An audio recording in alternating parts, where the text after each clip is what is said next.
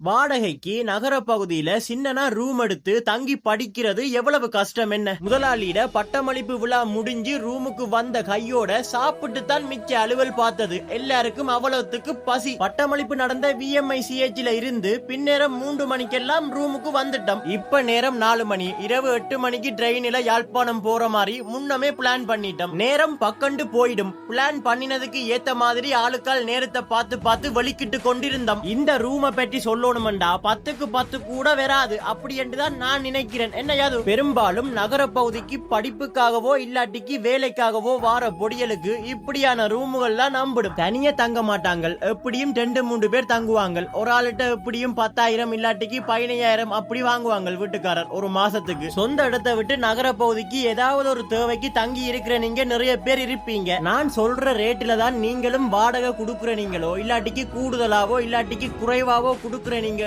கமெண்ட்ல சொல்லுங்க. 2 நாளா மோசம் செஞ்ச ரூமை கிளீன் பண்ணி போட்டு ஆறுதலா இருக்க இவன் ஒருத்தன் பக்கத்துல முருகன் கோயிலுக்கு போயிட்டு வந்தான். அவன் கொண்டு வந்த திருநூறை வாங்கி பூசிட்டு பேக்கிக்க இருந்து சென்டர் பிரஸ் பவுக்கம் தந்தான் போற வழியில சப்புறத்துக்கு. அங்க இருந்து வரும்போதே படிச்சு சொன்னேடா பவர் பேங்க் தூர பயணங்களுக்கு தேவைப்படும். யது மாத்தையா சொல்றார் எனக்கு பவர் பேங்க் எல்லாம் தேவைப்படாது, என்னட்ட பவர் பேங்கும் இல்ல என்று சொல்லி போட்டு பெற்றால பவர் பேங்க் கொண்டு வாங்கி கொண்டுதான் ரயில்வே ஸ்டேஷனுக்கு போனாங்க. கைய எடுங்கோ முதலாளி, உங்களோட கை வேற பாடி பில்டிங் கை, என்ற தோல் மூட்டெல்லாம் நோகுது என்று வேதிருந்து சொல்லவும் மேலாம கிடக்குது. அந்த நல்ல நித்திர கொள்ளுது. முதலாளி கைய எடுத்தோனதான் எனக்கு சீவனே வந்தது. எனக்கு என்ன பிரச்சனை என்று தெரியல. தூர பயணங்களில நித்திர வராது. உங்களுக்கும் அப்படியோ? அதிகாலை 5:30 வீரன் பிக்மி பைக்க பிடிச்சு வீட்டை வந்து சேர்ந்தான். வேந்தென்ன நாளைக்கும் உங்களோட கண்ணுல பட்டா சந்தோஷம் தான்.